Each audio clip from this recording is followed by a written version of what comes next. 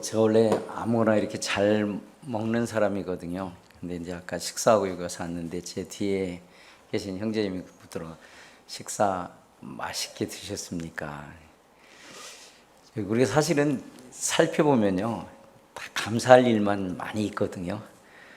근데 여전히 불평하고 있는 어떤 그런 생각을 해봐요.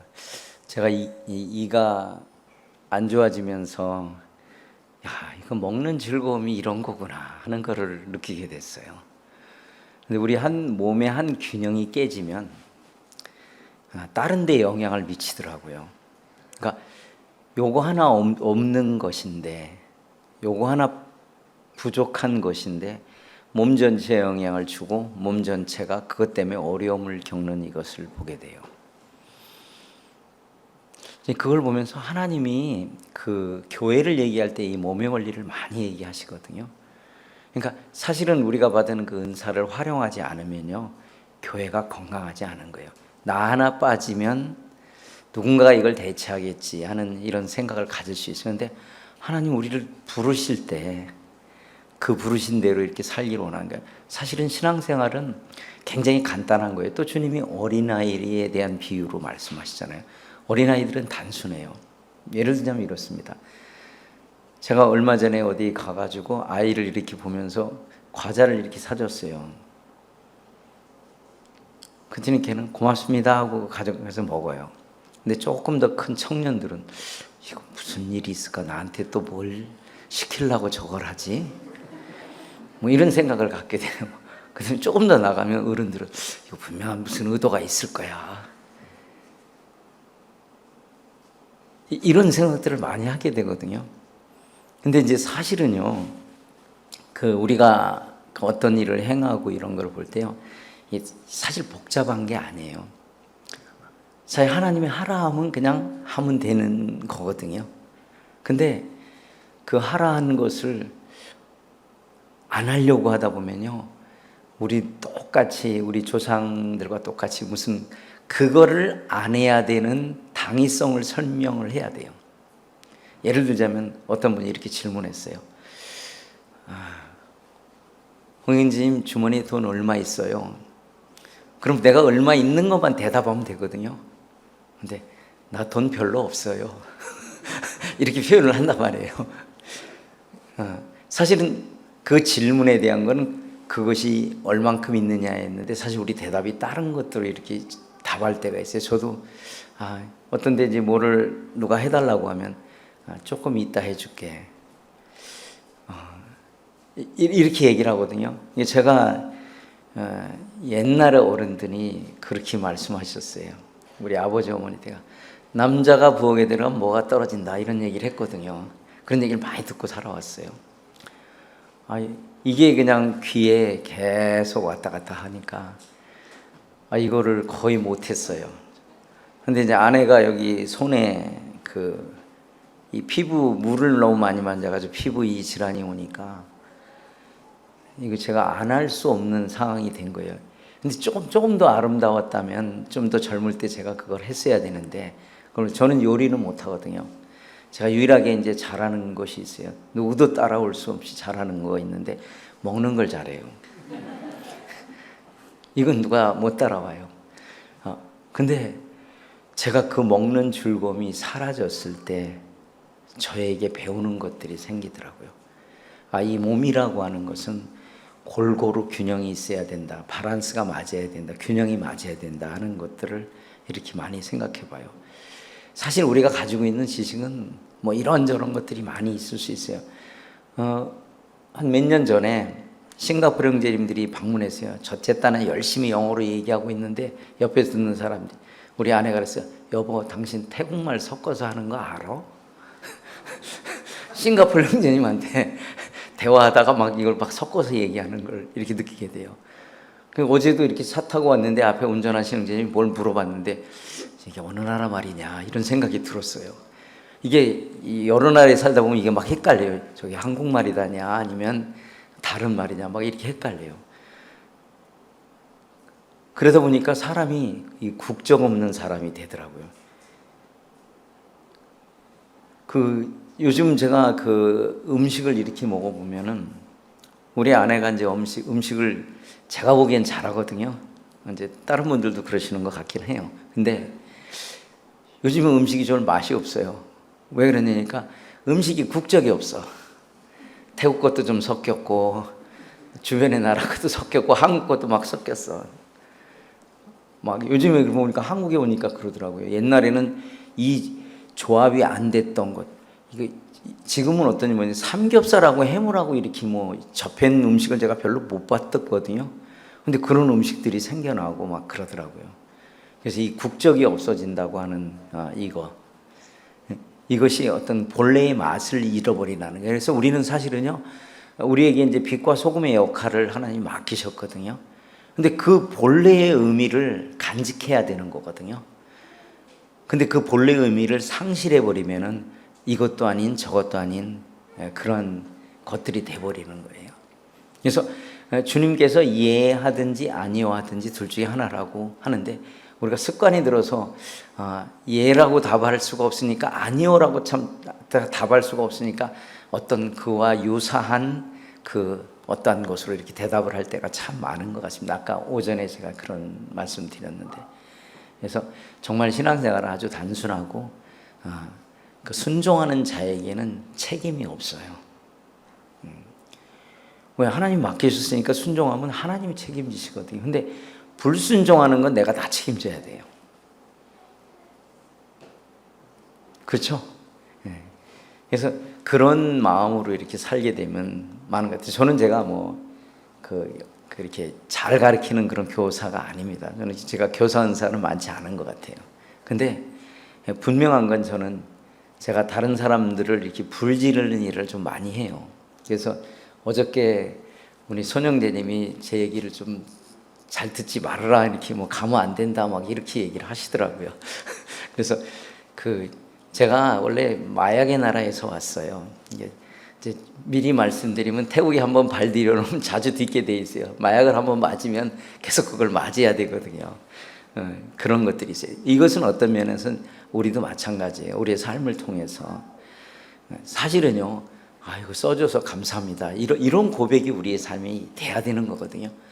나는 이거에서 못했다. 제가 분명히 말씀드리면 저의 생활 속에서 저는 아내를 너무 경제적으로 어렵게 많이 했어요. 제가 사역을 안 할 때도 그렇게 많이 살았어요. 제가 30여 년을 살면서 뭐 특별한 직업이 있은 때가 많지 않았어요. 불과 제가 사역의 길로 들어선 건 한 20여 년 남짓하지만, 근데 사역의 길에 서지도 않게 또 어떤 때는 또 사역자처럼 그렇게 살은 적이 많이 있어요.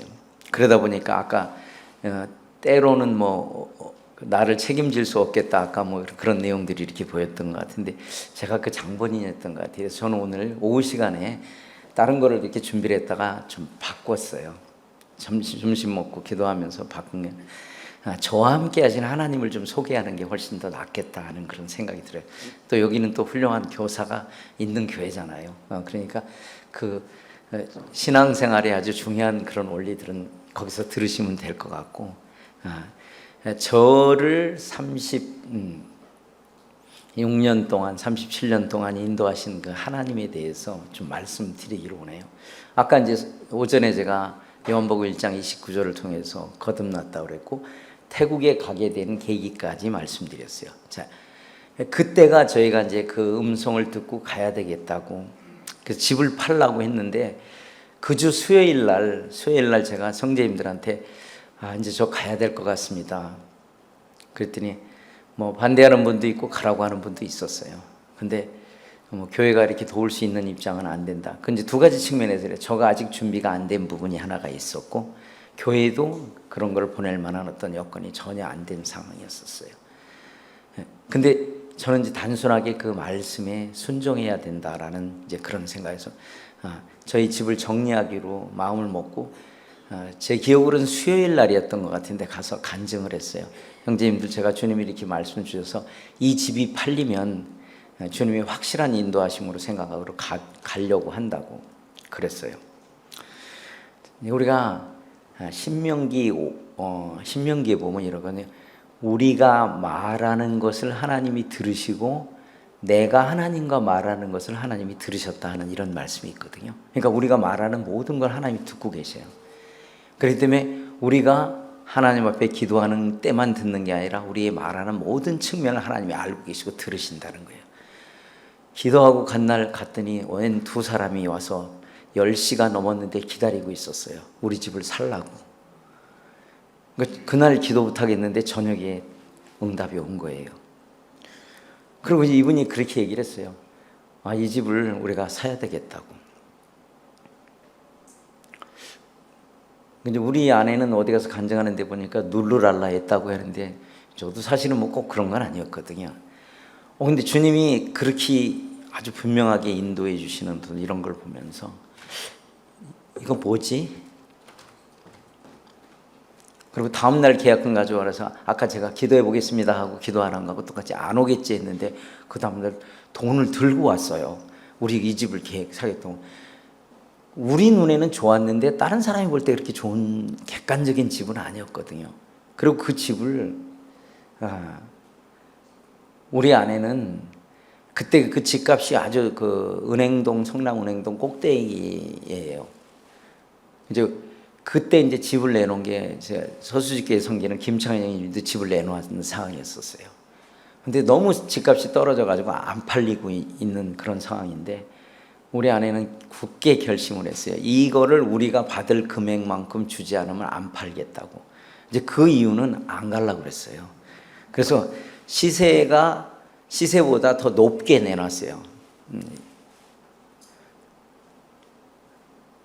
그래서 이제 우리 아내는 그 집을 내놓고 이거 안 주면 절대 저는 안 팔아요. 근데 집에 와서 이제 그 처남하고 같이 살았었는데 처남한테 물으니까 누나 이 돈 가지면 우리 방 2개인데 3개짜리도 지금 살 수 있어. 그러니까 그 받은 돈 갖고 더 큰 집을 갈 수도 있어. 여기에 우리 아내는 속으로 기뻤어요. 그래가지고 그거를 들고 계약을 해버리면 자기가 어떻게 할 거냐. 아무 말 계약했는데 뭐 돈 다 띄고 할 수는 없잖아요. 그렇게 하려고 생각을 했대요. 근데 그날 아침에 다음날에 아침에 이제 그 집을 다른 큰 집을 계약하러 가려고 그 계약금 받은 걸 갖고 그렇게 했는데 아내가 허리가 아파가지고 움직이질 못하게 주님이 해버리셨어요. 그 계약을 하러 갈 수가 없잖아요. 이제 저희 부모님이 오셔가지고 얘들이 철없이 이 재산 다 정리해가지고 다른 나라로 간다고 그러는데 걱정이 많이 됐어요. 그래서 어머님 아버님이 잘 다니시는 병원인 원장님이 계신데 그 집에 가서 좀 진단을 해보고 가겠다고. 그래서 그 의사 선생님 진단을 다 했어요. 마지막 그 의사 선생님이 이제 우리 어머니가 미리 부탁을 하셨어요. 얘들 잘 얘기해서 거기 이 몸을 해가지고 못 가니까 이렇게 못 가게 해달라고. 근데 다 끝나고 진단 끝난 다음에 의사 선생님이 이렇게 말씀하세요. 어머니 여기 자부님은 더운 나라 가면 다 날병이에요. 허리가 아팠거든요. 거기 가면 다 자기가 얼마 전에 태국을 다녀왔는데 이거는 그 더운 데 가면 다 해결될 거라고. 참 하나님 놀라우신 분이에요. 이제 그 정도 되면 이제 손을 들어야 되지 않겠어요. 그래서 이제 그를 정리하고서 저희가 97년 10월 19일 날 이제 태국으로 짐을 싸들고 이제 이사를 합니다. 이것이 제가 예수님을 믿고 10년 차에 일어났던 일입니다. 그때 저희가 한 20평 정도 되는 조그만한 성남 달동네에 이렇게 그 빌라였었거든요. 그래서 그렇게 시작이 됐어요. 그리고 1년 정도 6개월을 지나고 난 다음에 선교를 하기 위해서는 영어를 좀 해야 되겠다는 생각이 들었어요. 근데 그때는 이미 이제 저희가 가져간 돈을 다 쓰고 난 그 후였어요. 얼마 남지 않는 그런 거였어요. 근데 주님이 그 필리핀을 이렇게 보여주셨어요. 그래서 처음에는 이제 사실은 이은정이 사역에 혹시 동역자를 구할지 모르니까 어떤 성도님이 권면을 해서 한번 가보라 그랬더니 동역자가 필요 없다고 얘기를 하시더라고요. 물론 이제 그 당시로 보면 선교사 선거 없이 선교지에 나와 있는 사람을 받기가 어려웠을 거라고 생각이 들어요. 그런데 저희는 이제 선교를 하려면 주님이 부르심이 분명하기 때문에 이걸 준비해야 되겠다고 해서 모든 것을 다 정리하고 비행기 티켓까지 사고 남은 돈이 40만 원이 있었어요. 한국 돈으로 대략. 당시 한 10,000페소 정도 됐었습니다.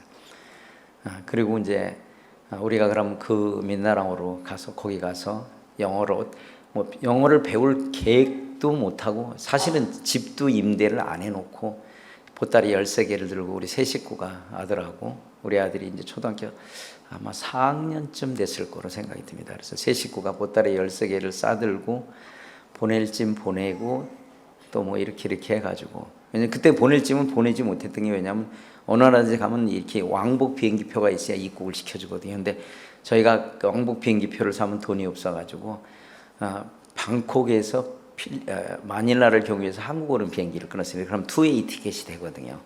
그래서 짐을 붙이면 한국에 가서 찾아야 되니까 안 돼서 보따리 13개를 다 이렇게 한 사람당 3, 4개씩 메고 이제 그리 넘어갔어요.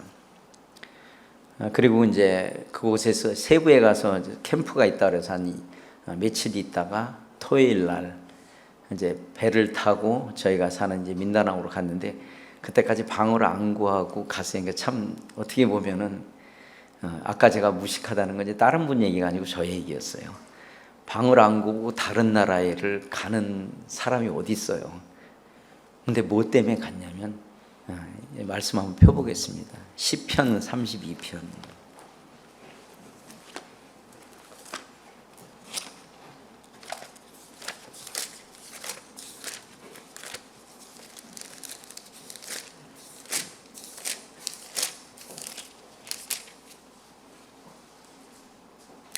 어, 8절입니다. 같이 한 목소리 읽겠습니다. 시작.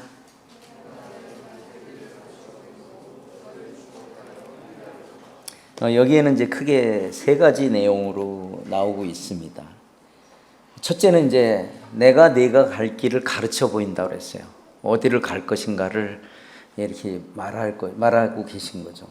그리고 너를 주목하여 훈계하리로다. 그러니까 주님이 우리를 바라보고 계시고 네가 갈 길 속에서 어떻게 해야 될 것인가를 알려주신다는 거예요. 저희가 붙들고 갈 수 있었던 것은 경제적인 면에서는 40만 원, 그 다음에 이 말씀을 붙들고 들어갔어요. 그래서 이제 주일날 새벽에 도착해서 영어도 안 되는 그 어떤 떠듬떠듬한 영어를 갖고 집을 하나 구합니다. 저녁에 이제 이 원장님한테 전화드리고 집을 구했습니다 그랬더니 하신 말씀이 그랬어요. 웃으시면서 제주도 좋네 그러셨어요. 뭐 그때는 영어가 거의 안 될 때였거든요.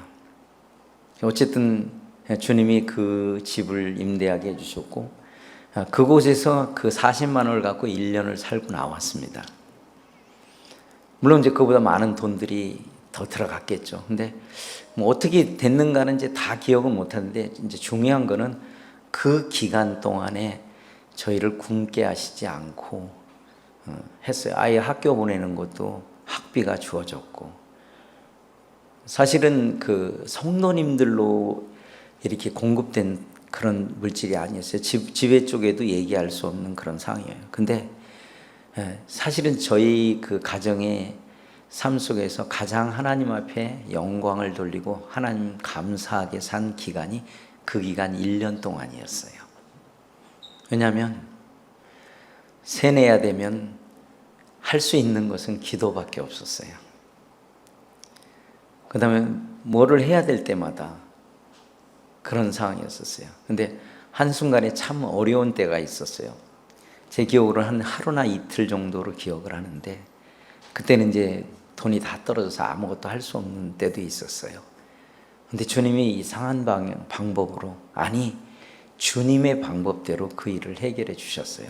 아는 사람도 없고 우리만 가 있는 그런 곳에. 또 하나님이 뭐를 알게 해주셨냐면, 주시는 것도 복이요 안 주시는 것도 복이라는 걸 알게 해주셨어요. 그곳에서 1년 생활하면서 한 2번 정도 이렇게 주님 나라에 갈 수 있는 상황이 있었어요. 한 번은 이제 어디를 가는데 이제 짐을 챙겨서 이렇게 저만 혼자 가는 이제 그런 데였는데, 아주 위험한 곳으로 가야 돼서 이제 그 저만 주로 이제 다녔어요. 그랬는데 그 짐을 좀 아내가 늦게 챙겨줘서 결국 가서 그 버스를 놓쳤어요. 근데 그때는 저희가 사실은 형편상 어디를 다닐 때 이렇게 버스를 타고 다닐 돈도 가까운 거리는 웬만하면 다 걸어 다녔으니까 한 10몇 킬로 정도는 많이 걸어 다녔어요. 근데 지금 이제 이런 날씨는 아니에요. 보통 뭐 40도 가까운 그런 날씨에서 이렇게 걸어 다녀야 되니까. 사실은 이제 그런 부분들이 있었어요. 근데 가고 나니까 갈 때를 못 간 것에 대한 그런 어떤 어려움도 있었고 속상한 부분도 있었고, 근데 주님이 거기를 안 보내신 이유가 있었어요. 제가 그 타고 간 그 차가 그날 뉴스에 아주 크게 나왔어요. 거기에 폭탄 장치를 해서 모슬림들이 그 버스를 폭파시킨 사건인데, 제가 탄 그 시간을 맞췄다면 제가 타고 간 그 차였어요. 모르겠어요. 이제 거기에 살아난 사람들이 있으니까 제가 거기 있었다면 살았을지 어떻게 됐을지. 저는 이제 그 조그만 시간까지 하나님이 인도하시고 그렇게 세심한 데까지 하나님이 배려해 주신 그런 부분들을 이렇게 생각해 보게 됐어요.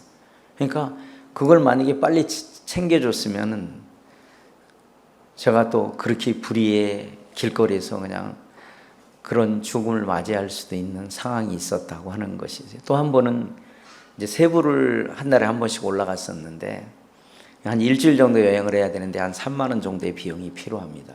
근데 그 달에는 경제적으로 좀 어렵고 그 갈 시점에 그 비용이 없었어요. 그래서 이제 그 항구를 이제 그 삐어리라고 그러거든요. 그 항구까지 이제 걸어가서 그때까지 돈이 주시면 가고 안 주시면 이제 안 가는 걸로 해서 이제 배낭에 메고 걸어갔더니 안 주시더라고요. 그래서 다시 또 걸어오는데 참 마음이 좀 착잡하더라고요. 이 남자들은 주머니에 돈이 없으면 좀 힘을 못 쓰는 것 같아요, 제가 볼 때. 그래서 투덜투덜하고 이제 주님 앞에 투덜투덜 하고 이제 돌아왔는데, 주님이 그 3만 원을 안 주신 이유가 있었어요. 그것도 가다가 그 배가 그 큰 바다에서 파손이 돼가지고 암초에 걸려가지고 그렇게 되는 일이 별로 없는데, 그렇게 해서 제 기억으로 500 몇십 명, 거의 600여 명 가까이 죽은 사건이 있었어요. 그러니까 하나님이 안 주셔도 하나님의 은혜고 주셔도 하나님의 은혜인 것이에요. 그러니까 우리가 구하다가 정말 하나님을 향한 어떤 이제 이런 것은 우리의 필요를 말하지만, 하나님 앞에 하나님 뜻에 부합한 것을 구하면 하나님이 주실 겁니다. 주님이 그런 약속이 있기 때문에. 근데 안 주시는 것도 우리에게 은혜다 하는 그런 것들을 많이 생각해요. 이제 이런 것들을 이제 필리핀에서 경험하고, 이제 저희가 이제 더 있을 수는 있었어요. 더 있을 수는 있었는데 성도님들의 권면도 있고 주님이 말씀을 주셔서 이제 합력해서 선을 이루는 게 필요하다. 그래서 저희가 임시적으로 이제 3년여의 세월을 지나고 철수를 합니다. 한국으로 가서 막상 갈 데가 없었어요. 가진 게 없었기 때문에. 그래서 이제 선택해서 간 곳이 이제 남원이었어요. 남원에 이제 처갓집이 있거든요. 제가 남원에서 파송받으니까 또 가끔가다 제가 거기서 살다 보니까 전라도 말을 좀 쓰긴 하거든요. 근데 저 이제 사실은 서울 사람이거든요, 저는요. 그래서 남원에 이제 내려가서 거기서부터 생활했는데, 제가 인생에서 가장 육체적으로 힘들었던 시기가 그 남원에서의 한 5년 정도 됩니다. 이제 갈 데가 없어서 여러 군데를 이렇게 하려고 그랬지만 이제 여건이 안 맞이고 안 됐어요. 근데 이제 어떤 형제님이 저희를 보고 이제 폐축사로 들어가라고 그러시더라고. 거기서 짐승을 좀 키우면 괜찮을 것 같다고. 근데 가서 보니까 진짜 심란해서 거기를 가야 되나 하는 그런 정도의 집이었어요. 그 요새 세상에 그 문이 이렇게 옛날 그 문풍지라 그러나요? 그거 한 겹이 이렇게 돼 있어요. 그러니까 그 옛날에 그 무슨 질 한지라 그러나요? 한지를 이렇게 발 같은 데로 이렇게 싹 했잖아요. 그게 하나만 있는 집이었고, 옆은 그냥 블럭을 싸가지고 미장해 놓았어요. 그러니까 보온재가 하나도 안 들어가 있고, 밑에 당연히 보일러도 없고, 지붕은 이제 3mm짜리 합판이 돼 있고, 그 위에 함석으로 이렇게 해놓은 그런 관리사였어요. 근데 주님이, 그 형제님이 거기를 들어가라 그랬으면 분명히 주님의 뜻이 있을 거다 하는 생각이 들었어요. 그래서 예, 알겠습니다. 가려고 그랬는데 이제 어떤 다른 지역의 형님이 그러더라고. 아니, 형제님, 우리 거기 가면 안 된다고. 내가, 그건 조금 후의 일이긴 한데 그 집에 들어가고 난 다음에 얘기인데, 내가 저 방이라도 하나 얻어줄 테니까 우리 동네로 이사 오라고. 거기서 어떻게 사냐고. 그런데 고마운데 저희는 여기서 주님이 움직이라고 할 때 또 움직일 겁니다. 그렇지 않으면 하나님의 뜻을 따라 살 수 없기 때문에 그렇게 합니다. 사실은 이제 처갓집에서 처갓집 그 당시 괜찮게 살았어요. 아파트를 하나 사주신다고 그랬어요. 물론 뭐 저보고 사주지는 않으셨을 거예요. 근데 저와 저희 아내가 그랬어요. 우리가 믿는 하나님이 우리를 통해서 어떻게 하시는가 한번 보시라고 그랬어요. 믿지 않는 분들한테. 그걸 거부했고, 그러면 세례도 해줄 테니까 거기만 들어가지 말라고 얘기를 했는데, 그걸 다 죄송한데 이제 거부하고 그곳에 살기 시작했어요. 주님이 우리가 하나님을 믿고 따라간 그 믿음 안에 분명한 보상을 하셔요. 그 상황을 보면 어느 부모가 눈이 안 뒤집히겠어요. 아마 일반적인 부모들은 다 그럴 거라고 생각이 듭니다. 근데 불과 몇 개월이 안 돼서 어머님이 오셨어요. 장모님이 쭉 돌아보시더니, 야, 니네 보니까 하나님이 니들과 함께 하는 것 같다 그러시는 거예요. 이전엔 그 집 들어가면 의절을 끊자고까지 막 하셨던 분이 변한 게 아무것도 없어요. 사실 좀 청소한 거 외에는 다른 게 없거든요. 쭉 돌아보시니까 뭐를 짐승을 기르는데 새끼도 좀 몇 마리 낳고 이런 걸 보고 얘기하신 거였어요. 근데 그것도 주님이 우리 장모님의 눈을 약간 다른 방향으로 보게 하신 것 같아요. 그리고 내가 지금은 아버지가 너무 저기 하니까 나가게 되면 남원교회에 나갈게 이렇게 말씀하셨어요. 그리고 그 후로 제 기억으로는 한 달인가 2달 이내에 남원에서 그 효도 캠프를 켄시턴 데저트에서 하거든요. 사역하시는 님 전화해서, 아니 장모님이 지금 여기로 왔다 갔다 하시고 자전거를 끌고 그때 이제 형편이 저희가 너무 안 돼서 거기를 참석을 못 비용이 한 10만 원 정도 됐어요. 우리가 그때 한 달에 한 30만 원 갖고 살아야 돼가지고 그런 걸 해드릴 수 있는 형편이 아니었어요. 근데 자전거를 타고 와서 복음만 듣고 집에 가서 밥 드시고 또 이렇게 왔다 갔다 하시더니 마지막에 끝날 때 했던 간증하라고 그랬는데, 우리 어머님이 명찰도 없이 몰래 들어와서 이렇게 듣다가 구원 가져가러 나오신 거예요. 그리고 이제 어머님이 영접되고 처갓집 식구들이 이제 주님 안에 돌아오는 그런 일들이 있어요. 또 주변에 연결됐던 분들이 주님 안에 오셔요. 하나님은, 우리는 모양을 내서 어떤 하나님을 역사하기를 원해요. 사도 바울이 감옥에서 낳은 아들이 있잖아요. 이런 표현이 있잖아요. 근데 우리는 좀 모양을 좀 내고 어떤 이런 방향으로 그런 걸 하면 역사할 거라고 많이 생각을 하는 경향들이 있거든요. 근데 하나님은 우리 생각에 국한되신 분이 아니거든요. 최악의 조건 속에서도 하나님 말씀을 역사하신다는 거예요. 사실은 인류 역사에 이 하나님 말씀이 이루어지고 된 사건들은요, 사실 우리 사람의 입장에 보면 다 기적이었어요. 하나님 입장에서는 일반적인 일이었을 수도 있겠지만 이런 일들을 이렇게 하셨어요.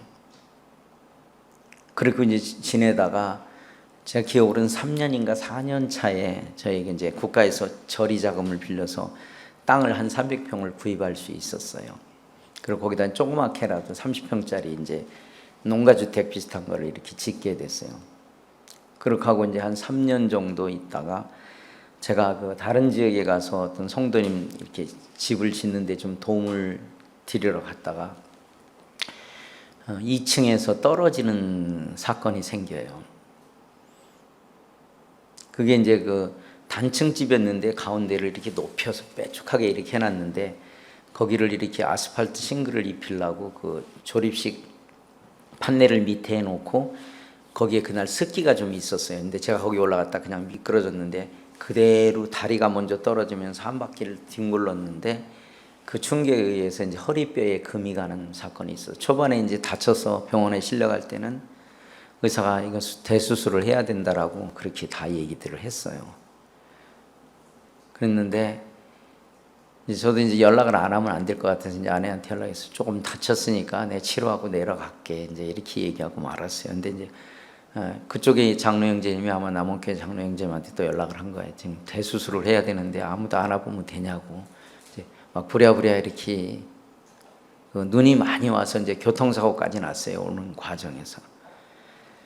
그리고 이제 아내가 그 이런 얘기를 듣고서 생각을 해봤대요. 내가 도대체 무엇 때문에 이런 일이 우리에게 주어지는가. 자매는 이제 자매 스스로 이제 뭐가 생각해 보게 됐던 것 같아요. 근데 이제 제가 사실 일기 때는 제가 이제 사실은 한국에 있지 않은데 CTI 일기 그 태동할 때부터 거기를 좀 가고 싶은 마음이 있었거든요. 근데 그 당시는 제가 이제 아까 일기 때가 필리핀에 있을 때였어요. 그래서 이제 못하고 가려고 계속 했는데 이제 사실 아내가 우리 형편에 갈 수가 없다. 이제 이런 것도 또 여러 가지 상황들이 있어가지고 사실 아내의 판단이 틀린 것은 아니었어요. 이제 그런 일들이 있어가지고 했는데 그게 마음에 걸리더래요. 그래서 이제 간증을 해서 만약에 수술을 안 하게 해주시면 제가 CTI를 같이 들어가겠습니다. 이제 이렇게 얘기가 됐어요. 그리고 이제 그 끝나고 나서 이호경님 당시 CTI 원장이었어요. 최충민 형 이제 부원장님이 이제 다쳤다고 그러니까 이렇게 오셔가지고 이제 그 간증을 하고 조금 있다 의사가 수술 안 해도 됩니다. 이렇게 판정이 나왔어요. 그 전까지는 분명히 수술한다고 하는 그런 얘기들이 있었거든요. 그게 대세였거든요. 근데 어쨌든 그런 일들로 인해서 제가 허리가 다친 상태에서 이제 아무것도 할 수 없는 그런 상황에서 가게 됐고, 어쨌든 굉장히 그 저조한 성적으로 제가 그 CTI를 마치게 됐어요. 어쨌든 그런 과정 속에서 저에게 이제 다시 주님이 선교지로 갈 것에 대해서 생각을 하게 됐고, 모슬림 쪽으로 가야 되겠다 이제 그런 생각을 가졌어요. 근데 나중에 주님이 기도하면서 방향을 다시 태국으로 돌리게 하셨어요. 그게 이제 2008년도 2월 달에 이제 남원교회에서 저희를 이제 태국 선교사로 보내기로 결정을 하셨어요. 그래서 그 부분에 대한 이제 감사가 있었고, 불과 이제 2월 달에 결정하고 3월 달에 파송해서 그냥 저희가 3월 13일 날, 3월 8일 날 파송식하고 3월 13일 날 이제 태국을 다시 밟게 됩니다. 그리고 그곳에서 1년 반을 있다가 지금 현재 컹켄으로 왔어요. 치앙마이에서 약 한 700km 정도 떨어진 곳이었어요. 그곳에는 이제 모임이 있지 않고 일반 교회도 별로 없는 그런 지역이었어요.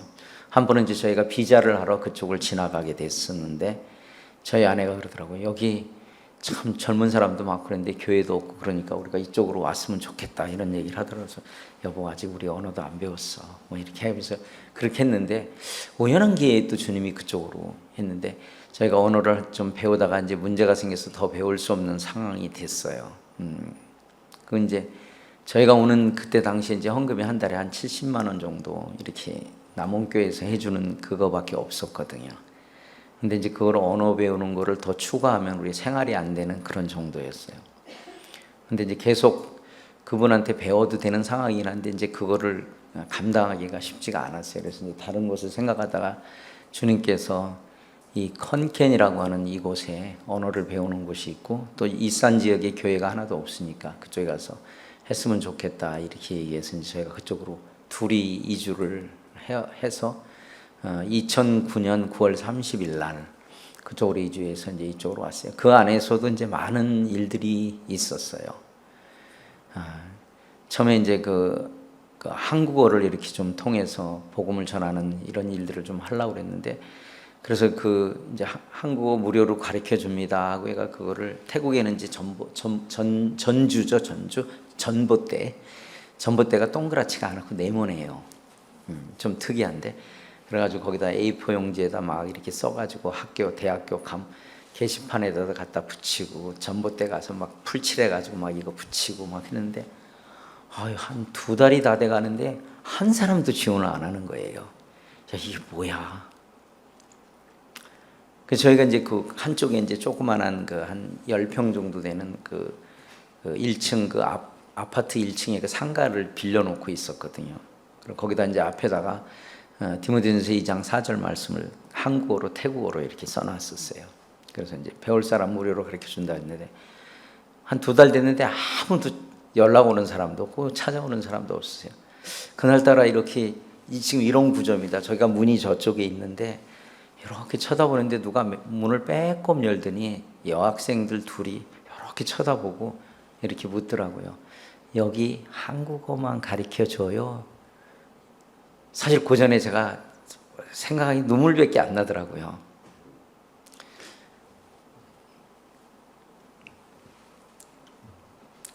근데 주님이 희망의 그 말이 저에게는 너무나 큰 위로가 됐어요. 왜냐하면 한국어 배우러 오지 않은 아이였기 때문에 그랬어요. 왜? 한국어 그 성경을 써놓기만 했거든요. 근데 그 아이가 여기 한국어만 안 가르쳐 주죠 한 얘기는 성경에 관심이 있는 아이였어요. 그 아이가 이제 태국에서는 보기 드물게 이제 그 어머니 뱃속에서부터 교회를 나가긴 했던 애예요. 일반 교회를. 근데 그 아이가 이제 그때 와가지고 함께 하면서 뭐 이런저런 일들을 이제 시작이 된 거였어요. 주님은 우리를 좀 편안하고 좋은 환경에서 그런 일을 하게 하면 좀 사실 쉬운데 어떤 면에서 보면 우리 주님은 얄궂으신 분이에요. 우리를 그 고난을 통해서 주님의 가장 그 핵심은 부활이거든요. 근데 부활을 하기 위한 전제는 고난이 따라야 되는 거예요. 죽음이 있어야 되는 거예요. 하나님 참 그 일들을 하시는 어떤 이런 거를 보면 일상생활에서의 그 조그만한 사건 속에서 주님이 하시는 거예요. 전 사실 참 믿음이 없어요. 저희 아내가 믿음이 아주 있는 분이거든요. 제가 한 가지만 소개를 해드리면 뭐 오늘 팔불출 한번 좀 되긴 해야 될 것 같아요. 제가 이제 필리핀에 있을 때인데 그때 돈이 다 떨어지고 우리 가진 재산이 딱 800원이었어요. 700원, 800원 정도 됐어요. 그거는 이제 성경 공부하러 가는데 가면은 끝나는 돈이었어요. 그날 이제 아침에 돈이 우리 전 재산이 그거였어요. 아내한테 그랬어요. 여보 오늘 올차비를 안 주시는 거 보니까 성경 공부 가지 말라 그러는 것 같은데 그랬더니 저를 이렇게 위아래로 이렇게 쳐다보더라고요. 그러면서 당신 튼튼한 2다리를 언제 쓰려고 그러느냐고 아무 소리 못했어요 제가. 그래서 그걸 갖고 갔거든요. 그래서 그거를 이제 갈 때는 이제 시간을 맞춰서 가야 되잖아요. 올 때는 시간이 많으니까 뭐 밤에 좀 위험하기는 해도 뭐 시간이 많으니까 그래서 그걸 들고 갔어요. 그리고 성경 공부를 끝나고 돌아가려는데 이거 한 14km를 밤에 8시 한 반쯤에 그걸 걸어가려고 하면은 뭐 한 서너 시간 걸려야 되거든요. 그리고 거기가 이제 지역 자체가 이렇게 좀 약간 위험한 지역이었어요. 그걸 가려고 하는데 그날따라 성경 공부 끝났는데 자꾸 쫓아 내려오는 거예요. 근데 걸어가야 되는데 그랬더니 그 찌푸니가 있거든요. 태국의 교통수단. 그거를 잡아가지고 막 우리를 떠미는 거예요. 저를 떠미는 거예요. 그리고 막 타려고 그랬는데 주머니에다 뭘 넣어줘요. 근데 처음에는 제가 그건 뭐 돈이라고 생각을 못했어요. 근데 타고서 이제 차가 좀 천천히 가면 이제 내려서 걸어가려고 무임승차하면 안 되니까 그러고 있는데 이거 혹시 돈이 아닐까 했는데 기적이 일어났어요. 딱 꺼내 보니까 20페소 우리 전 재산하고 쓰고 끝났잖아요. 근데 20페소가 또 생긴 거예요. 집에 갈 차비가 생긴 거예요. 제가 이걸 보면서 뭔 생각이 드냐면 제가 거기 안 갔으면 그 주님이 그 준비해 놓으신 걸 받을 수가 없잖아요. 맞죠? 그 돈의 액수가 문제가 아니거든요. 제가 거기 가서 하나님의 손길을 느끼고 하나님의 임재가 그 안에 있다고 하는 거 하나님이 그곳에 제가 가면은 그 축복을 받을 수 있는 거예요. 주님이 아직 교회가 시간적으로 주님 시각에는 항상 현재지만 교회가 생겨나지 않을 때 제자들을 향해서 그 얘기를 하셨어요. 마태복음 우리 잘 아시는 28장 말씀이 있잖아요. 첫 번째 내용이 뭐냐면 너희는 그 다음에 뭐죠? 예? 가서잖아요. 뒤에 건 이제 나중에 하고. 그러니까 우리는 그 하나님이 준비하신 것들을 맛보려면은 우리의 어떤 액션이 필요하다고 하는 거예요. 우리의 응답이 필요하다고 하는 거예요. 적은 것 하나 하나님의 응답이 필요한 거예요. 그런 하나님의 임재의 손길을 느끼며 살아요.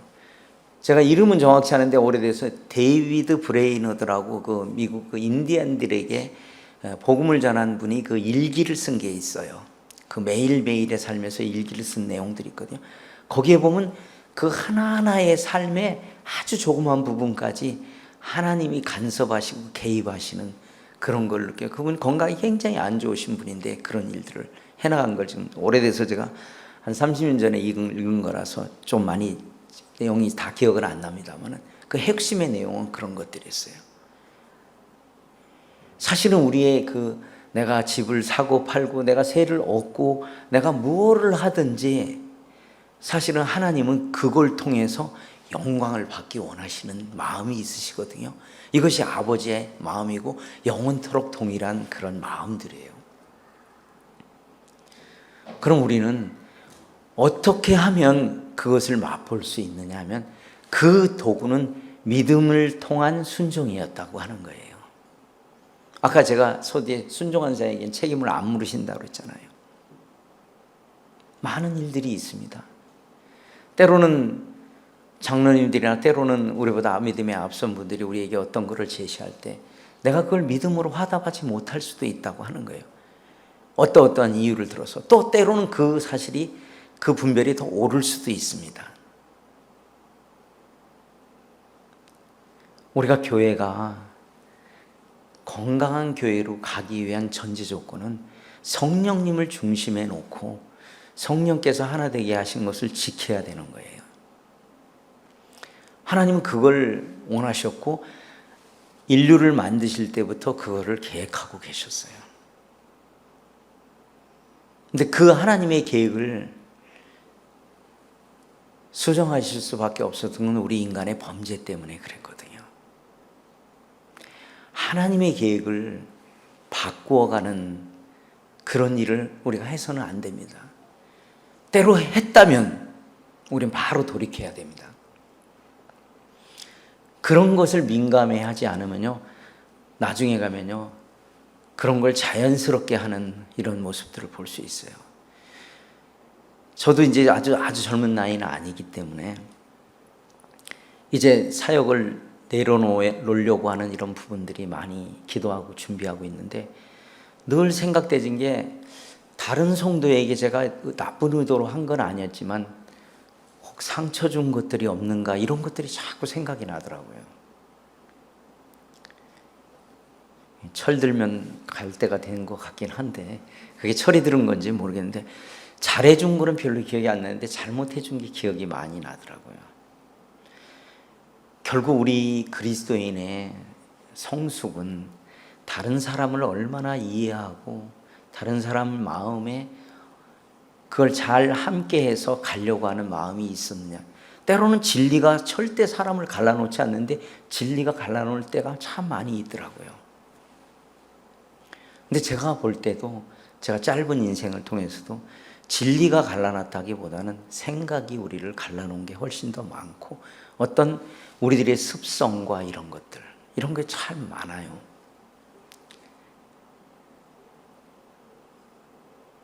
우리가 주님을 믿는다고 하면서 주님이 나를 위해서 하신 일을 한번 생각해 보세요. 주님이 십자가에 돌아가신 거 우리가 다 압니다. 근데 우리가 더 생각해야 될 건 뭐냐면 주님은 창조주셨어요. 지극히 높으시고 영광만을 취하셔도 충분한 하실 수 있는 분이었어요. 그분이 아무런 부족함이 없어요. 근데 그분이 이 땅에 오실 때 어떻게 왔냐면요, 죄인의 자궁에 착상을 하셨어요. 이 얼마나 낮아지신 거예요. 주님이 낮아지신 것이 그냥 단순하게 십자가에 죽기까지 하신 그것뿐만 아니라 태어나시기 전부터 하나님은 사실 창조주의 권리를 포기하시고 피조물이 돼서 여자의 자궁에 착상을 하셨어요. 그리고 거기서 자라나셨어요. 하나님 스스로 그 I am I라고 그러잖아요. 스스로 할 수 있는 분이거든요. 근데 인간의 몸속에 오셔서 인간의 도움을 받고 그 일을 하셨어요.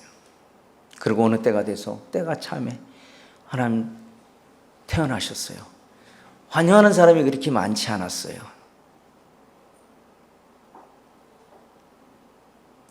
그리고 평상적인 삶을 사셨고 주님은 아마 오전에 제가 모습에 대해서 말씀을 좀 드렸는데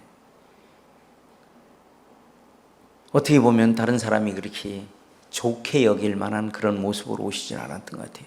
유대인들은 굉장히 외부적인 면들이 강했기 때문에 주님을 그렇게 거부할 수도 있다고 생각이 들어요. 그리고 어떻게 보면 유대인들이 시각에서 보면은 율법을 자꾸 율법 위에 뭐가 있다고 하는 것을 자꾸 나타낸 그런 모습으로 보였을 거라고 저는 믿습니다. 진정한 주님의 창조주로서 행하신 그 일들을 보면 그렇게 할 수 없다는 것. 주님이 자신을 위해서는 변화하시지 않았어요. 주님이 우리말엔 죽기까지라고 말씀하셨거든요. 죽기까지. 창조주가 얼마나 낮아지셔야만 그렇게 할 수 있나요? 우리가 다른 사람을 이해 못한다고 하는 것은 그 주님의 마음을 다 모르는 거예요. 그럼 우리는 성경을 들어서 또 판단할 때가 있는 것이라는 거예요. 이스라엘 사람들의 눈에는 주님은 뭔가 문제가 있는 분이에요. 선한 사마리아인의 비유에도 똑같습니다. 제사장과 레위인. 그 강도 만난 사람은 성경에 정확한 묘사는 없지만 제가 볼 때 유대인이었을 겁니다. 옷이 벗겨지고 이제 맞아서 본인 스스로 어떻게 할 수 없어 그냥 놔두면 죽어야만 되는 그 사람을 유대인들은 자기들이 설정해 놓은 그 법에 의해서 그들을 지나가야만 했어요. 그들을 지나칠 수 없었던 사람이 있었어요. 유대인들의 눈에 사람으로 취급받기도 힘든 사마리아의 사람이었어요.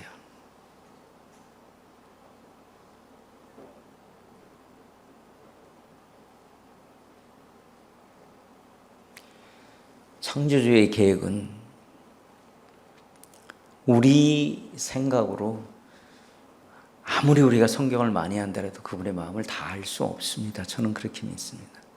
이것만 알아도 충분히 그분을 알 수 있게끔 기록해 놓으신 건 맞지만 정말 하나님의 말씀이 우리를 얼마나 주관하느냐. 성경엔 상반되게 하는 게 참 많아요. 비판받지 아니하거든 비판하지 말라. 아주 단순한 것입니다. 근데 우리는 비판하면서 성경이 이렇게 됐으니까 이렇게 말할 수 있어요.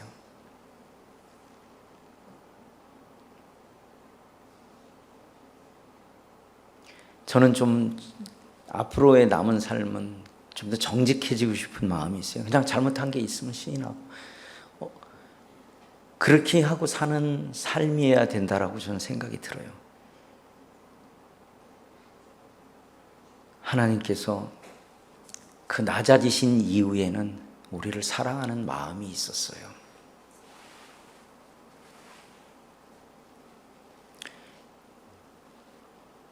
주님이 그 가신 길을 비아돌로사라고 그러거든요. 많은 논란이 있습니다만은 주님이 그 길을 가신 것은 분명해요. 그리고 일정 부분의 언덕으로 올라가셨다고 하는 걸 해요. 사실입니다. 근데 주님의 상태는 사실 본인이 그 십자가를 지고 갈 수 없을 정도로 누군가가 대신 져줘야만 올라갈 수밖에 없는 그러한 인간의 몸을 갖고 계신 상태였어요. 주님은 그 가는 길을 멈추지 않으셨거든요. 왜?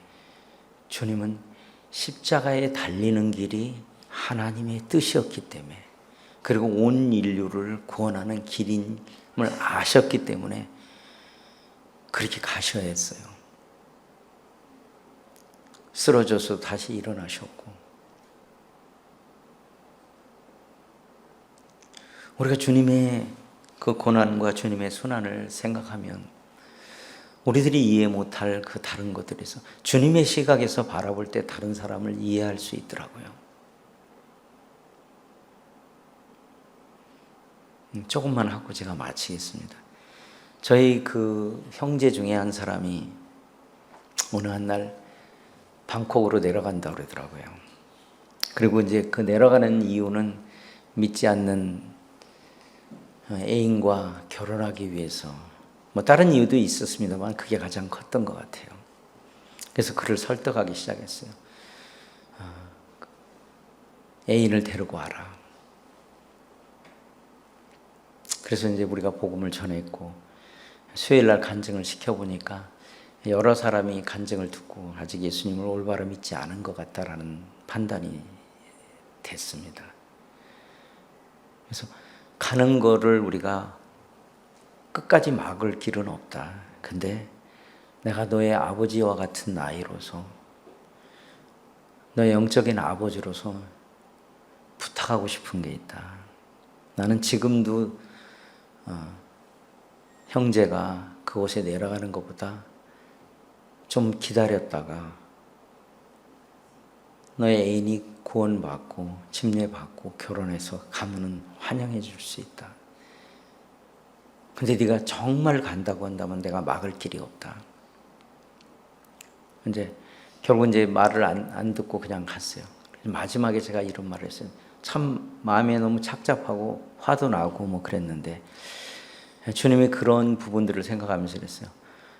형제, 언제들이 힘들면 돌아와, 이렇게 얘기했어요.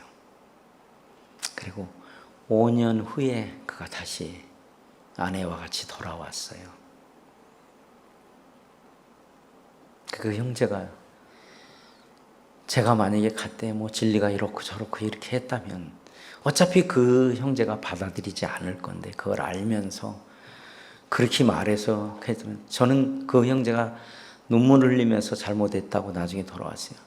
제가 그 다른 말을 하지 않았는데, 근데 그의 마음을 열은 것은 그를 이해해 준 것밖에 없었어요.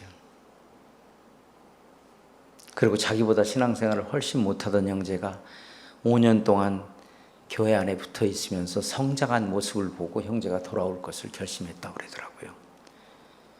교회는 이렇게 굉장히 중요한 것입니다. 사실 주님이 우리 개인을 위해서 희생하신 것이 맞지만 정확한 엄밀한 의미에서는 교회를 예정하시기 위한 겁니다. 사실은 우리 가정생활이 필요합니다. 오늘 젊은이들이 많은 필요가 있습니다. 가정은 굉장히 중요한 것이에요. 그렇지만 주님이 몸을 두고 계신 것은 교회라고 하는 것이에요. 주님이 그 희생하시지 아니하였다면 우리 길이 있을 수 없다고 하는 거예요. 젊은이들에게 부탁합니다. 결혼하십시오. 하나님 명령입니다. 하나님이 생육하고 번성하라고 그랬어요. 어느 때부턴가 자녀를 많이 낳으면 좀 무식하다고 하는 이런 인식들이, 세상 인식들이 들어왔어요. 그 다음에 결혼도 늦게 하고 결혼도 안 하려고 하고 자녀를 적게 낳으려고 하는데, 저는 제가 그 부분에서 다 말씀드릴 수 없는 부끄러움이 있어요. 자녀가 하나밖에 없기 때문에. 그러함에도 불구하고 제가 젊은이들에게 부탁합니다. 사실 고르고 골라봐도, 제가 조금 시샘말을 쓸게요. 그놈이 그놈이에요. 같이 안 살아보면 그놈이 어떤 사람인지 몰라요. 근데 이미 살아보고 나면은 물릴 수가 없어. 그러니까 그거 너무 안 따져도 돼요. 뭐 다 그런 건 아닙니다만은 참조하세요. 저는 옛날처럼 장로님들이 정해준 무조건 결혼해야 되는 시대에 살았지만 그것이 다 옳다라고 생각하지는 않습니다. 근데 지금 심각한 문제예요. 대중전도가 안 되고 있어요, 지금요. 많은 부분에 있어서.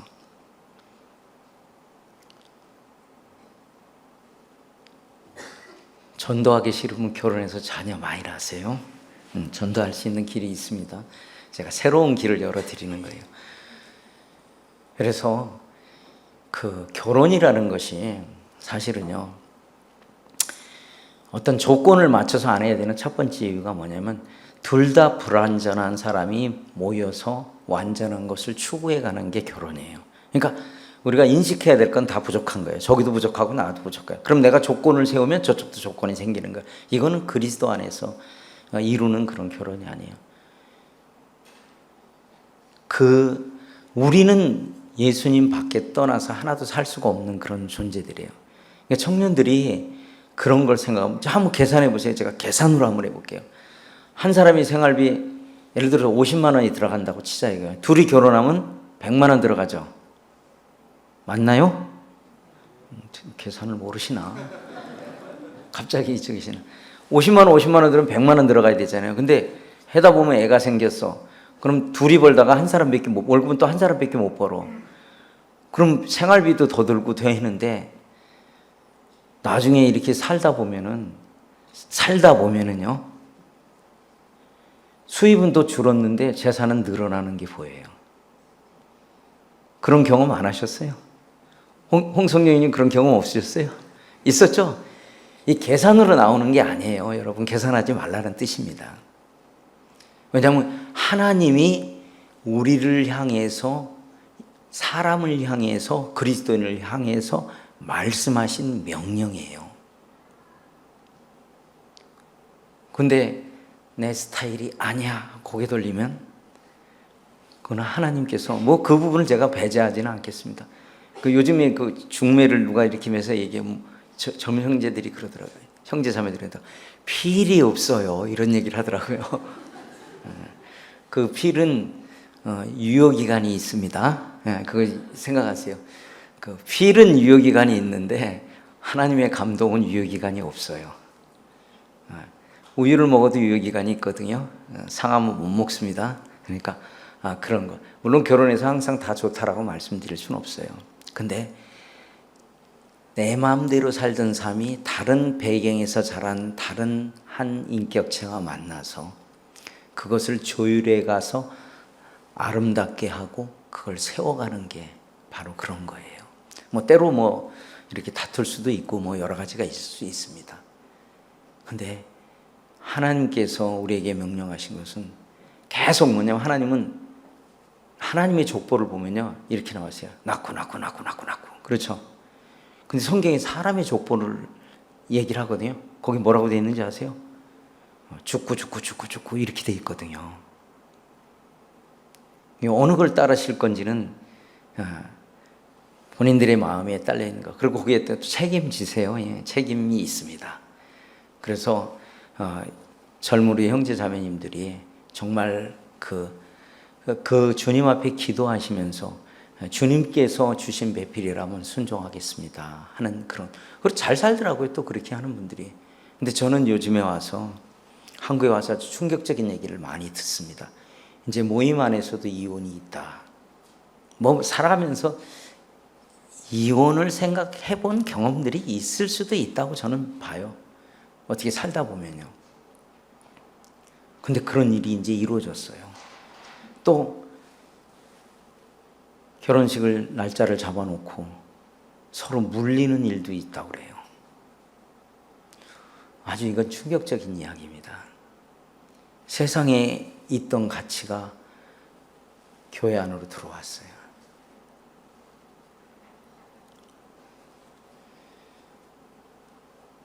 참, 남원교회에서 제가 이제 얘기를 했더니 청년 형제자매 왜 우리 안에서 결혼하지? 그러니까 가족끼리 무슨 결혼을 해요? 그러더라고요. 그래서 그래 맞아. 야, 청년들한테 그랬어. 야라고는 안 했습니다. 제가 표현이 그렇습니다. 형제, 아브라함 누가 구했지? 친척이요. 가족이잖아. 이삭 누가 구했지? 다 따지고 보면 우리 다 친척이에요. 안 그래요? 이게 좀 성경을 볼 때 좀 잘들 보세요. 가족하고 결혼했어요. 따르게 얘기하지 마세요. 그러니까 제가 그냥 그런 부분으로 말씀드리니까 하여튼 제가 다음에 여기를 또 오게 될지 못 오게 될지는 잘 모르겠어요. 근데 다음에 그냥 제가 가끔가다 공문을 들여다보면 팔국넘게 결혼 누가 했다 이런 게 좀 소식이 많이 들려주길 바랍니다. 이것은 하나님을 우리를 향한 하나님의 계획 가운데 있다고 하는 거예요. 그것이 우선 내 개인의 삶 때문에 하는 게 아니에요. 하나님이 이 땅에 하나님 나라를 세우시기 원했지 어떤 개인을 들어서 사용하시기를 또 원하지만 이 땅에 하나님의 나라가 이루어지기를 원하시는 거예요. 우리가 꼭 저 나라에 가서만 느끼는 게, 하나님의 통치는 이 땅에 어디서 우리가 할 수 있냐면 교회 안에서 할 수 있는 것입니다. 그래서 그 교회 안에 그 일을 잘 감당하고, 또 청년들이 그런 걸 할 때 이 대가 끊기게 하면 안 돼요. 요즘 그 대가 막 끊겨요. 28살 결혼했는데 그 다음 결혼한 사람 보니까 42살이야. 이 중간이 그냥 황 비어있는 인구 절벽을 지금 느끼고 있거든요. 세상 사람들, 당신들은 다 그렇게 안 해도 우리 그리스도인은 똑같이 사는 삶이 아니잖아요. 우리 그리스도인도 그 사람들하고 같이 살면 우리가 다를 게 뭐가 있어요? 그리스도인은 분명한 선이 있는 것입니다. 그거의 가장 중심에 선 건 하나님께서 우리에게 말씀하신 거예요. 그 말씀을 따라 지키고 따라가고 살면은요, 주님이 무슨 복이든 복의 복을 더해 주시는 거예요. 계산으로 하면은요, 제가 지금까지 살아온 걸 쭉 해보면요, 땅 한 평도 가질 수가 없어요. 제가 10년째 20평짜리 팔았어요. 20년째 300평 팔았어요. 30년 때 뭘 얻었는지 아세요? 제가 5,000평에서 살게 됐어요. 제가 지나가는 말씀으로 하나 드릴게요. 5,000평도 버리면 다음에 한 5만 평쯤 주실까, 이런 생각, 기대가 있습니다. 왜? 뭐 전부 딴 거 감당 못해요. 제 나이에 감당할 수 있는 그게 아닌데, 제가 뭘 말씀드리냐면, 우리가 주님을 향한 그 꿈, 비전은요, 제한이 없는 거예요. 우리가 그런 꿈을 꾸고 살 때 그 세상의 가치관을 이길 수가 있는 거예요. 그 열정이 없이 우리 세상 가치를 이길 수가 없어요. 우리가 세상에 있는 시간이 훨씬 더 많기 때문에 그렇습니다. 정말 그 세상에서도 우리가 승리하기를 하나님은 원하고 계셔요. 여러분들이 직장에서 승리하고 여러분들이 그 사회 속에서 승리하는 삶을 살게 될 때 이 교회는 건강한 교회예요. 팔곡로교회 하면 성도들이 누가 말해도 올바른 삶을 살고 있다고 인정이 돼야 돼요. 우리는 그리스도인에게만 인정받는 게 아니라 세상 사람에게도 인정받는 사람이 돼야 하는 거예요. 그게 그리스도인 맞죠? 맞습니까? 그렇게 살아야 되고, 때로 부족하다 할지라도 넘어질 때 또 주님이 일으켜 주시고, 또 옆에 성도가 있으니까 일으켜 줄 것이라고 믿습니다. 그래서 너의 삶을 여호와께 맡기라. 그러면 뒤에 뭐라고 나오냐? 그리하면 있습니다. 그 뒷부분은 사람마다 좀 다를 수 있을 겁니다. 그러나 분명히 우리 삶을 주님 앞에 맡기면 하나님께서 우리를 인도하시고 우리의 삶을 통해서 하나님의 영광이 여러 모양으로 나타날 것입니다. 앞으로도 팔곡로 교회가 지역에서 영향력 있는 교회, 또 그리스도인 공동체만 아니라 세상 공동체에서도 저 사람들 하면 내가 예수님을 믿고 싶어하는 그런 마음이 생기는 그런 아름다운 교회가 되기를 바랍니다. 또 그렇게 되리라 믿습니다. 맞죠? 네. 저는 오늘 2시간에 걸쳐서 여러 모양인지 두서없이 말씀을 드렸습니다. 그러나 제가 말하고자 하는 가장 큰 핵심은 여러분들의 삶이 하나님의 영광을 위해서 사시면 나머지는 하나님이 책임져 주실 것이라고 믿습니다. 감사합니다.